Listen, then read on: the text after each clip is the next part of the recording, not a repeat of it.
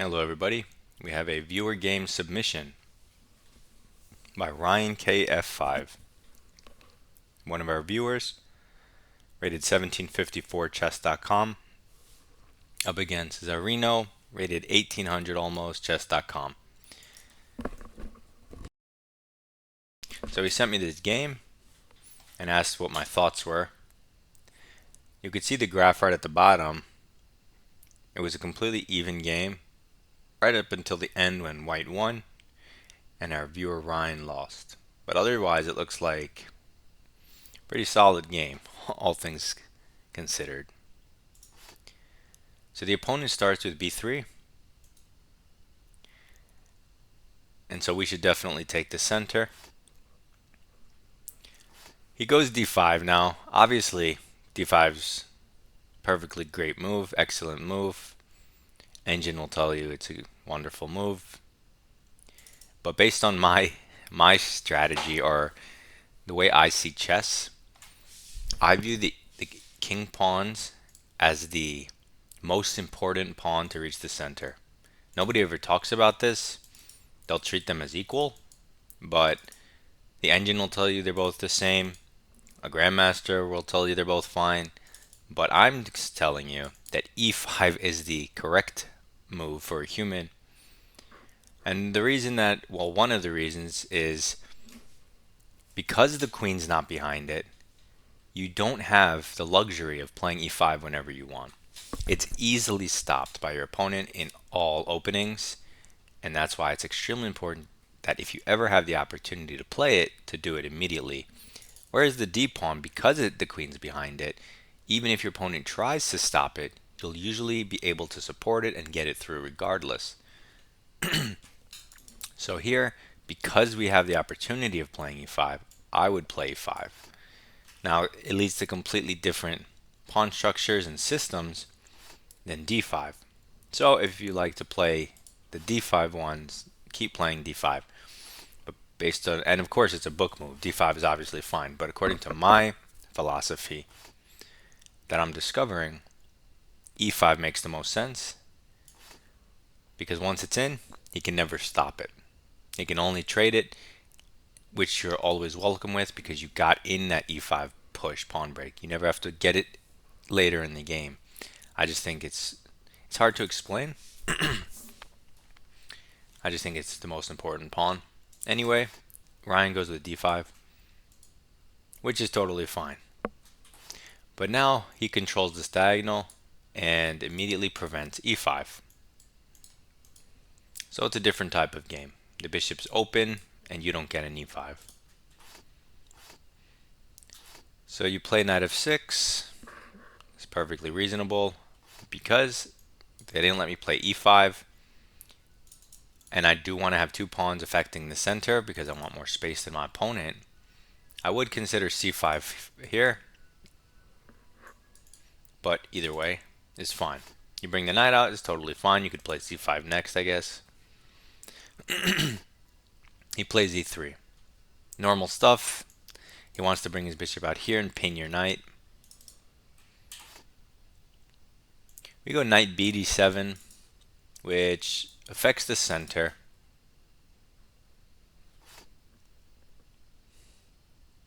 It's a bit of a weird move order because you're developing your queen side, but I'm not sure why you're choosing it over developing your king side. Maybe you have a specific reason, or maybe you play, this is part of your prep, and I wouldn't know that. But unless you have a specific reason not to develop your king side and castle first, maybe go with that. Because when they play like this, he's giving you the freedom to do whatever you want. That's one of the reasons I like a5. And then you still have the freedom to do whatever you want. So it's just weird to go knight b d7 when you can do any move in the position. Not that it's a bad move, it's just awkward. Like you could play g6, fianchetto castle. You can play your bishop out of your pawn chain, e6, bishop d6 castle. Like you could do that first and then worry about your queen side. But you choose to develop your queen side first, which it's not going to collapse your position or anything. It's just weird. He develops the knight. Also, I should mention that you playing your knight out does re-support potential for e5, but he develops his knight and stops the e5 pawn push for another turn. However, he still hasn't taken the center. So we play e6, which solidifies the pawn chain, opens the bishop, prepares castling. Okay, it's fine. c4, attacking your center, normal stuff. b6.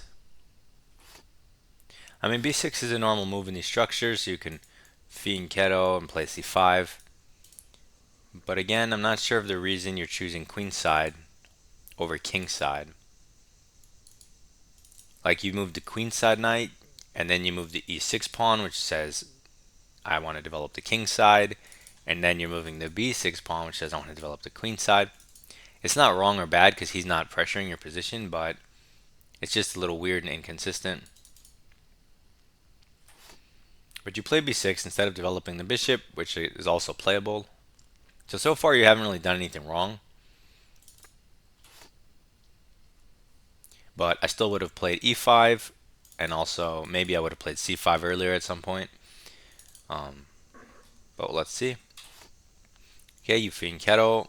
You have to since you played b6. He's doing nothing. And now we play bishop d6.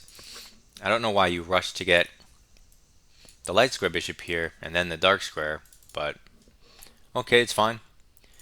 Bishop d6 is a normal move, but you have to have a response for when he hits you, and you should expect him to hit you, which he does. You definitely should not give up this bishop for this knight. So you retreat, and your position looks good. I mean, white didn't put you to the test. You have no opening problems. You're ready to castle. So he moves the same piece twice again instead of castling, all to threaten nothing. I don't know why he did that. And we get a free improving move, a6, hitting the knight. If the knight retreats, he hangs a piece. So he has to take your knight so he doesn't lose a piece, which he does. You have to take his knight back, which you do. You take with the queen, which is fine. Just another thing to keep in mind is his strongest piece is clearly this bishop. So at least the thought should pop into your head, oh, if I take with the knight, I can go bishop f6 and challenge the strongest piece, and that way I don't have this passive bishop e7 move compared to his bishop b2. So that's something to think about if you want to take backwards. But you take with the queen, which brings out a new piece, and I have no problem with it. Okay, he retreats his knight because it was hanging. And now you play c5,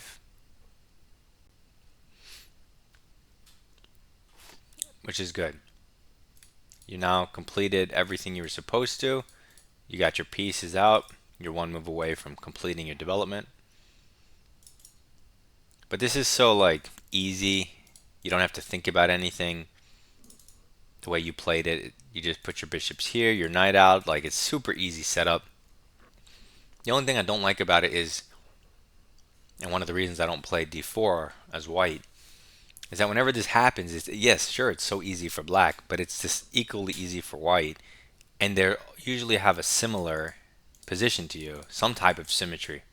You can see how the positions are very similar, right? A little bit of difference, but they always follow along the same lines, and it's kind of lame. Yet another reason I like e5, it imbalances the game on move 1. But okay, black has a great position here. He has more space in the center due to the pawn duo where white only has 1. Can't complain. You kick his piece from the center.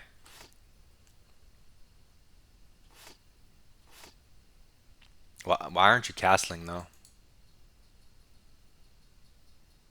Like you're one move away from development. As soon as your king is safe, you can do whatever junk you want. Not to mention, doesn't this hang stuff? One, two, three.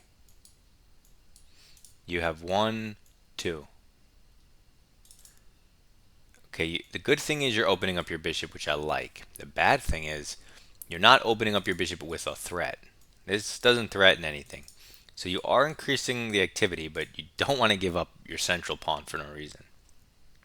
Because you can just as easily take the pawn, trade so you're not down material, and still have your bishop open. So you definitely don't want to be hanging pawns. I would have just castled, because that makes the most sense.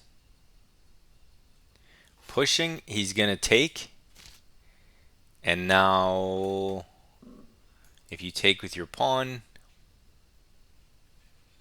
I imagine he just takes with the knight and goes bishop f3. If you don't take with the pawn, you always have to worry about pushing. Yeah, you kind of just... It's weird that the engine says white's only slightly better, because this just looks like a throw, like a huge throw from black. It looks like you just threw the game by pushing this pawn, but it's not nearly as bad as I think it looks. So he takes... Oh no. No, no, no, no, no, no, no, no, no, no, no. No, no, no, no, no. That can't have been your idea. If you want to push to open up the activity, or maybe you had some ideas in mind, I can see where you might be coming from. But if your idea was to trade this bishop for this knight, no, that doesn't make any sense. And it's weird because why would you want to? After you push this pawn, I mean, okay, once it's done, whether it's a mistake or not, your bishop is your best piece. So why would you trade it and make his bishop the best piece? For a knight that's... Is it because you're afraid of this? You just move your queen. Like, who cares? Also, there's stuff hanging, so I'm not sure if that's what you were afraid of, but this bishop is super strong, and it will be aiming at his castled king. Clearly your best piece. Trading for this knight is crazy. I could see you even wanting to trade it to somehow save the central pawn, but that doesn't work, because if you take to remove an attacker, okay, first he takes, now you take, which is what you do. But let's say he takes back, he's hitting your rook, and you don't even save your pawn. And now he has two bishops on both the long diagonals. You lost your best piece. And I don't understand why you did any of that. So far, I think your game was fine. But I think pushing this pawn, I don't know what you were going for. That's the thing, because it's not an annotated game. But it clearly loses a pawn and you should just castle. But I think more importantly than just hanging this pawn is this strategic decision to give up your bishop for this knight. I don't know what was going through your head, but this is a terrible strategic decision. Like, really bad. You're giving up your best piece to seriously improve his bishop with a threat. When you just say it out like that, it sounds crazy. So you move the rook because it's under attack. You bring it to the center, which makes the most sense. And your position overall is solid. It's just this pawn I don't like. If this pawn wasn't here, black is amazing. But it is there, and that makes white better. So he takes because he has another one right behind it. And his goal is to play d4 twice. You take, force move, improve a piece.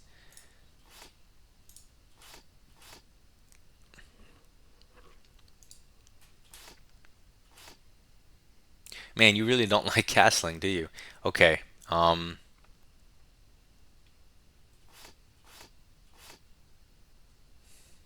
I do like this move though, bishop d4, just because it blockades the d4 square, so he can never even push. Not that he was necessarily threatening him, hard to tell, but I do like this move. But I don't like is that it's move 16 and you're still not castled. So although you haven't necessarily made mistakes, you need to switch up your move order and get your king safer faster. He castles. Now we castle. Fine. 17 moves in, the same turn as our opponent. Awesome. That's a weird move. A5 is kind of a nice move, like a high level move. So I think this was a nice find by you. I would just be worried here that I don't have anything to play for as black. Like, sure, the engine says, oh, it's only zero point 0.4 for white, but so what?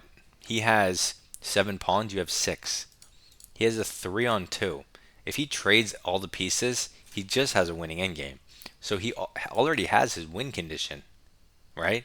So it's black who has to play super accurate to not lose this. You're not playing for a win unless he does something dumb, which he will because he's only 1800. But I would be like, oh man, I'm just waiting to lose at this point if I'm black. But you have a pretty nice position otherwise. So there is hope because your pieces are very nice. And I think A5 was a good find. It's even hard to explain how it somehow stops this because normally it would be a waste of a turn because it's a 3 on 2. What are you doing? It's not like you could stop it. But here he technically can't play this forward because of some like Queen E7 ideas and taking the bishop. He has to prepare it a lot because of A5 basically. A5 forces him to prepare this with many turns.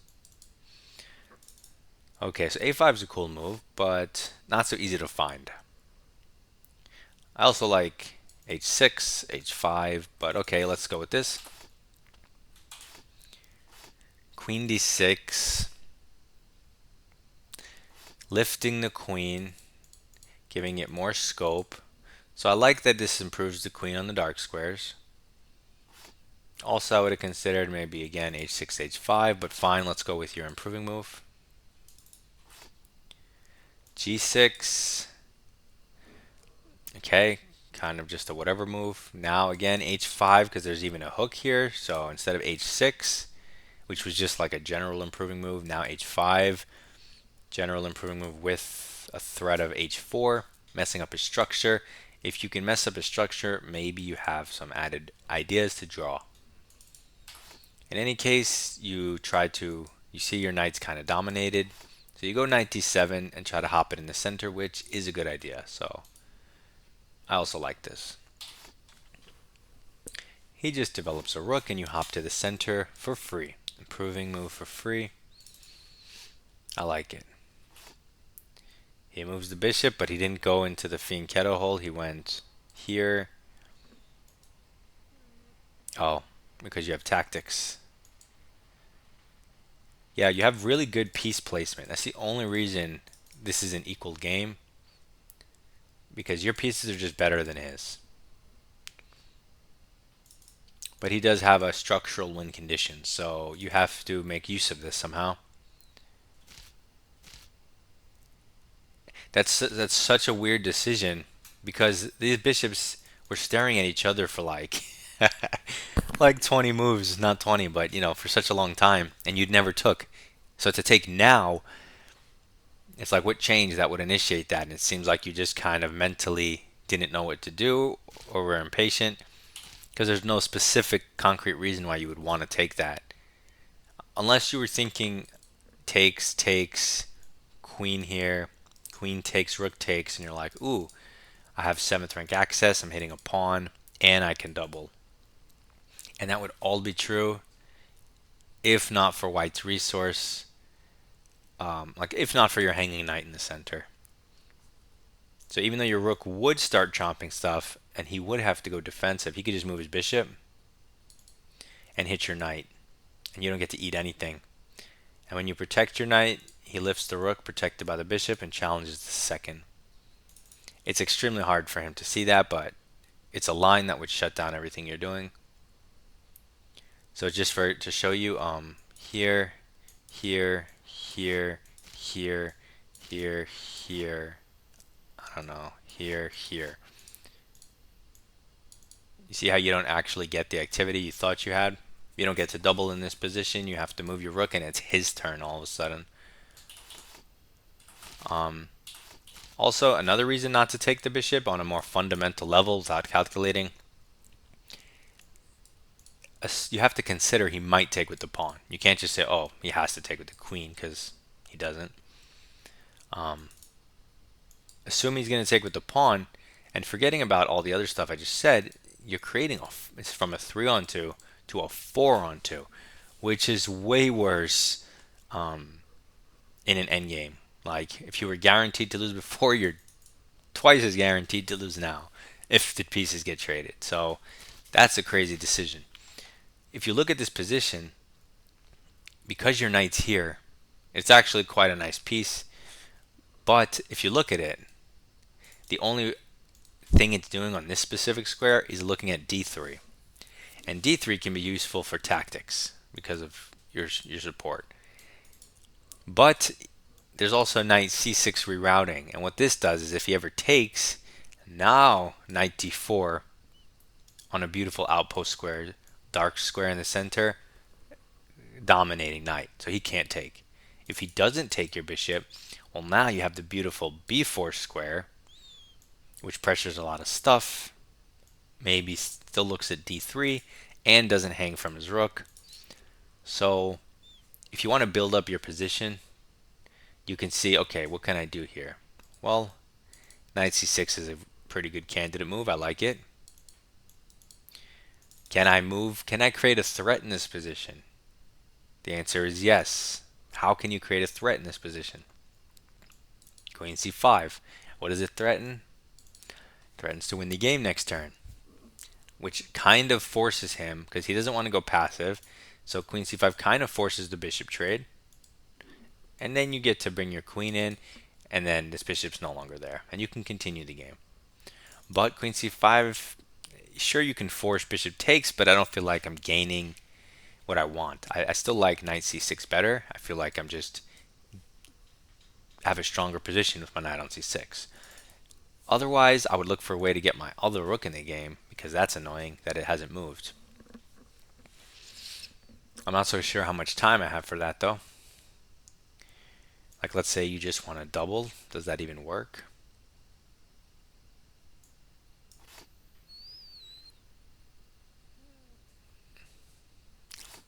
I don't know. It seems kind of like whatever, pointless. I really like knight c6 before I start with anything. At least there, even if you go queen c5 next and he takes, you can take with the knight. So I like the knight retreat, but let's see. You take, and now it says that it was an even game, but now white's a good amount better because you just gave him a winning endgame, like a clearly winning endgame. And you ruined the center because he took with a pawn. So now you can't use this file, which was your best file. Before his pawn took, that pawn was blocking his rooks. And so you could place pieces on the d4 square, and you had a strategic stronghold on d4, which kind of equalized the game for you. But the second that pawn's not there, and the pawn is here, you lose your d4 stronghold, and you no longer have a nice place to put your pieces. d4, you could have rerouted a bunch of stuff and applied pressure to dark. Now you don't have that, so what are you going to do? But wait to lose. So that's the thing. So strategically, the bishop trade was bad, and strategically, this bishop trade was bad. So you initiated two minor piece trades that were mistakes in my mind. And so just by default, you would think maybe don't initiate trades unless I can verbally say exactly what advantage I'm gaining. And if you're wrong, you're wrong, but at least you have some train of thought. So you do go in the center because you want to get second rank access. But he doesn't trade because he's not forced to.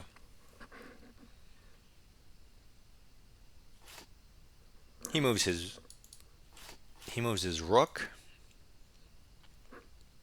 which kind of forces you to trade queens. You probably could have gotten active, queen e4, avoid the trade with a threat, hit the knight, and then maybe round up your queen. I don't know. In any case, it's not scary for him, because even if you trade queens, you're just giving up your pieces towards a losing endgame. So you put your queen here, and now it forces you to give up your queen, which you don't want to do because you have a losing endgame. You want to keep as many pieces on the board as possible and trade as many pawns.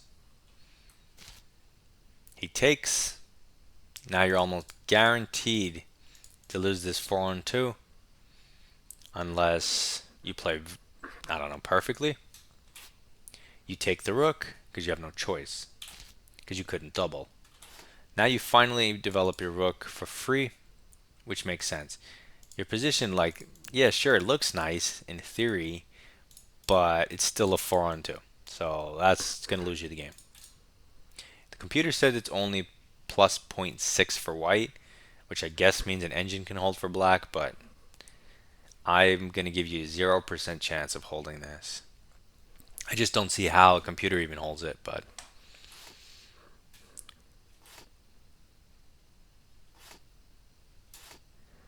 okay.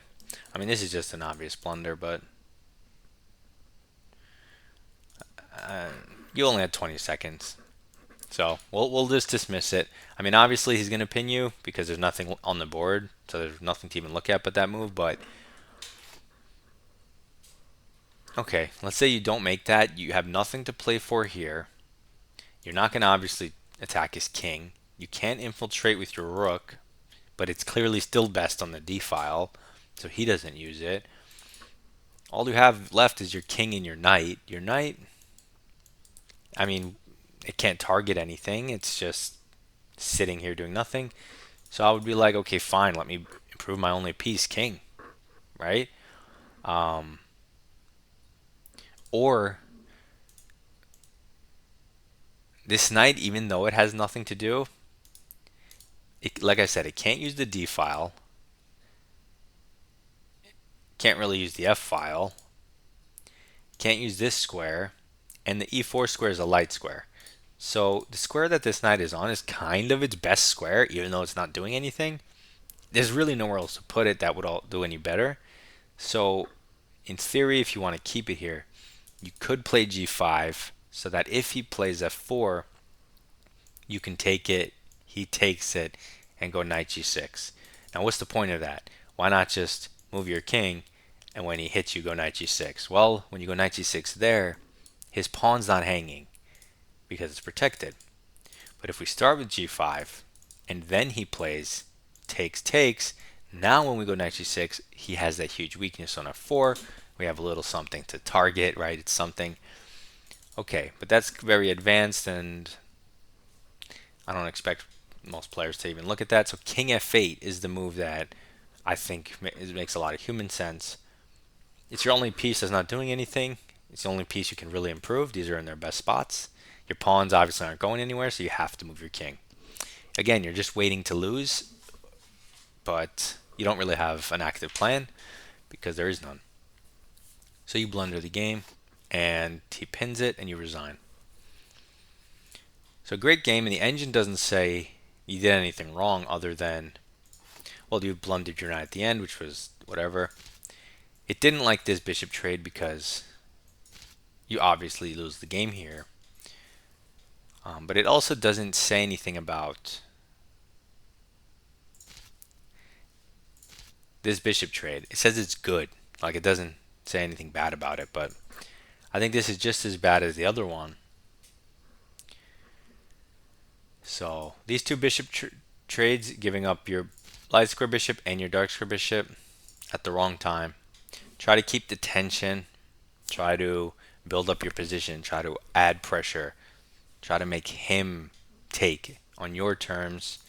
Unless you can just outright win a pawn or something, and even then it might not be worth it. So I just want you to strategically understand that this is clearly your best piece. And why would you ever want to trade it for anything other than his light square bishop if that bishop happens to get to this diagonal? You'll be like, okay, it's even, fine. And if you were worried about this, move your queen. Well, not there, but maybe there. And then rook c8 and then queen b8. And that may look funky, but the queen will be off the c file, so you don't have to stare at his rook. And then you can even go queen a8, making your bishop this battery, making your bishop super strong. So different ideas to play around with.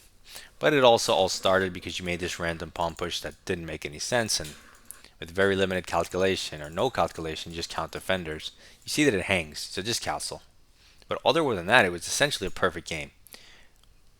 But I'm telling you, even if it play an unrated game or something, so you can try out e5, e5. Now he develops the bishop, but the bishop does not prevent you from playing e5. It also doesn't do anything to prevent you from playing d5. So guess what I'm playing here? d5. Boom. Then he takes your pawn. So this doesn't prevent you from playing e5. It doesn't prevent you from playing d5, but it attacks stuff. This is the fun of it. Now you get to go into different structures. So instead of the lame one where you have this pawn here and these two pawns, because he's going to have the same thing, you get to go here.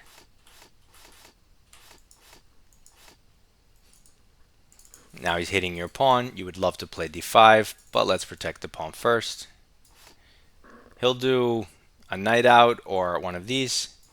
Now he's not preventing you from playing d5, so we can do it again. This time it's not an accuracy because we're not hanging material. And you could play this structure, two pawns in the middle. He'll pin your knight, which will threaten to win the pawn. You can just develop and defend. He'll attack your pawn, right? You can develop and defend, and you can attack your pawn. You can develop and defend. You can take. You can do what you want, and it's just a position. Of course, there are other lines or whatever, but this is just like a standard position. I'm not doing theory or anything. I'm just making moves. You could see you could hit your bishop and win pawns and stuff, but you get the point of what I'm saying. It's completely different. It's definitely not symmetrical, and it's just interesting. I think it's more principled and cooler. But anyway, those are just some ideas. Good luck in your chess. Submit your rapid games in my Discord. Goodbye.